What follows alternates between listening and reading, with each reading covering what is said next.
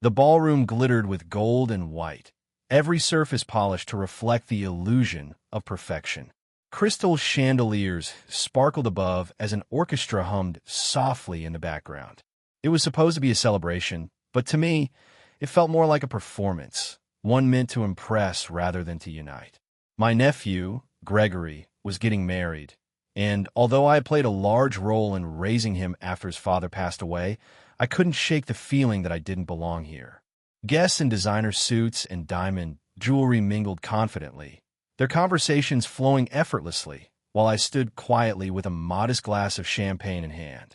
I had given Gregory $50,000 as a gesture of love and support, not as charity, but as a way to give him and his new bride a head start. He hadn't even thanked me. That should have been my first warning. Dinner had just begun when Gregory rose from his seat, tapping his glass with a spoon. The room fell silent as he smiled broadly, his voice steady and full of practiced charm. First of all, he said, "Thank you, everyone, for being here. It means the world to have all the people who belong in our circle celebrating with us tonight." A few polite laughs followed, and I smiled faintly, unaware that humiliation was about to find me. His eyes met mine. "And of course," he continued, "a special shout-out to my Uncle Daniel, who decided to step out of his comfort zone and join us tonight." The guest chuckled, and his smirk deepened.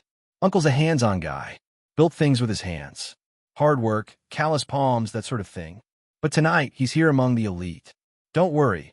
Uncle, we'll make sure you're comfortable." The laughter grew louder. Some guests looked away awkwardly, but most joined in. My hand trembled slightly as I held my glass, a few drops of champagne spilling onto my cuff. My face burned, but I smiled politely, refusing to give him the satisfaction of seeing my pain. Inside, though, I was a storm of anger and disbelief. How had the boy I once held when he cried grown into someone so cruel? The humiliation hung heavy in the air, but fate had its own timing. Just as Gregory sat down, the grand double doors opened, and the chatter died instantly. A tall man in an immaculate suit stepped inside, his presence commanding respect. Conversations froze. It was Henry Whitaker, a name that carried weight in every boardroom and charity gala in the city. A billionaire developer, philanthropist, and the kind of man everyone wanted to impress. Gregory's new father-in-law nearly dropped his fork, whispering excitedly that this was an honor beyond imagination. Gregory straightened his tie and practically rushed forward, grinning wide. "Mr. Whitaker, what an honor to have you here." But Henry walked right past him. Without so much as a glance, he made his way straight toward me. "Daniel," he said warmly, gripping my hand with genuine enthusiasm. "I was hoping I'd find you here. You disappeared after that last deal closed, and I still owe you dinner for saving us that $50 million fiasco." I turned in shock. Gregory froze mid-step, his mouth hanging open. His in-laws stared at me like they were seeing me for the first time. Henry clapped a hand on my shoulder, beaming. "Your family to the groom, you said?" I nodded slowly. "Something like that." Henry chuckled. "Well, they're lucky. This man's a genius. Half of my real estate success is thanks to him. You wouldn't believe the deals he's pulled off. The man's a shark in the best way possible." The silence that followed was exquisite. I looked at Gregory, and the color drained from his face. The same man who had mocked me minutes earlier now stood pale and speechless. Henry went on, oblivious to the tension. "You'll have to join me next week, Daniel. I've got a new project brewing and could use your expertise again." I smiled lightly. "I'd be honored, Henry." The guests who had laughed earlier now smiled nervously in my direction, their expressions full of sudden admiration. Gregory's in-laws whispered among themselves, their forced smiles betraying their embarrassment. For the rest of the evening, Gregory barely spoke. His laughter was gone, replaced with quiet humiliation that mirrored my own. Except now, the roles were reversed. Days later, I received a call from my bank. The $50,000 I'd given Gregory had been reversed. You see, that transfer wasn't a gift. It was part of a partnership agreement with terms, one that required mutual respect and communication to remain valid. The moment he chose to publicly humiliate me, the contract voided itself, and the funds returned to my account. Legally and poetically, it was mine again. Word spread quickly. Gregory's in-laws had already spent part of that money on their honeymoon plans, and when they realized the funds were gone, chaos erupted.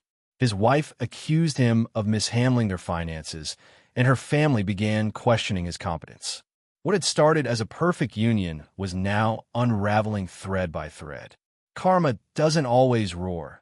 Sometimes it arrives quietly, in the form of a bank notification reminding you that actions have consequences. A few days later, I met Beatrice, one of the wedding guests. She was elegant and composed, with a knowing look that told me she had seen everything that night. We met for coffee, and she smiled gently. "You handled that night with such grace," she said. "If it were me, I would have walked out." I chuckled softly. I almost did, but something told me to stay. Her eyes softened. "People like your nephew forget where they came from, until life reminds them." She then shared her own story, of a brother who once disowned her after inheriting their parents' estate, calling her a failure. Years later, when his empire crumbled, he came to her for help. "I didn't gloat," she said. "I just listened. Sometimes the best revenge is peace." Her words stayed with me. A few weeks passed before I heard a knock on my door. When I opened it, Gregory stood there, disheveled, pale, and broken. "Uncle," he began softly, "can we talk?" I nodded and let him in. He stood awkwardly in my living room, avoiding eye contact. "You embarrassed me," he muttered. I raised an eyebrow. "Did I? Or did you embarrass yourself?" He winced, shifting uncomfortably. "You could have told Mr. Whitaker we weren't close anymore. You didn't have to let me look like a fool." I leaned back, calm and steady. "Gregory, you disrespected me in front of everyone. Life just held up a mirror." He clenched his fists. "We needed that 50,000, you know." I sighed, and I needed a nephew who respected me. He looked up, eyes filled with shame. "You made me look small." I stood. "No, Gregory, you made yourself small. I just stopped pretending you were bigger." He didn't argue. He just stood there, defeated, before turning and leaving. For the first time, I felt no anger, only peace. Months passed, and Henry and I partnered on a new real estate project, a large development that quickly became the talk of the city. By sheer coincidence, it stood just a few blocks from Gregory's office. Every day he drove past it, my name gleamed from the marble entrance. Daniel Cross, senior partner. I never did it for revenge. I never wanted him to hurt. I only wanted respect. But sometimes, life has its own way of balancing the scales. One evening, I met Beatrice again. We sat by the cafe window as the sun painted the city gold. "You look lighter," she said with a smile. "Happier." I nodded. "For the first time in years, I don't feel like I have to prove anything to anyone." She stirred her tea gently. "Revenge isn't always about payback," she said. "Sometimes it's about peace, about finally choosing yourself." I smiled, feeling the weight lift completely. "Then I guess I got my revenge." She laughed softly. Months passed, and Henry and I partnered on a new real estate project, a large development that quickly became the talk of the city. By sheer coincidence, it stood just a few blocks from Gregory's office. Every day he drove past it, my name gleamed from the marble entrance. Daniel Cross, senior partner. I never did it for revenge. I never wanted him to hurt. I only wanted respect. But sometimes, life has its own way of balancing the scales. One evening, I met Beatrice again. We sat by the cafe window as the sun painted the city gold. "You look lighter," she said with a smile. "Happier." I nodded. "For the first time in years, I don't feel like I have to prove anything to anyone." She stirred her tea gently. "Revenge isn't always about payback," she said. "Sometimes it's about peace, about finally choosing yourself." I smiled, feeling the weight lift completely. "Then I guess I got my revenge." She laughed softly. "No, Daniel, you got your peace."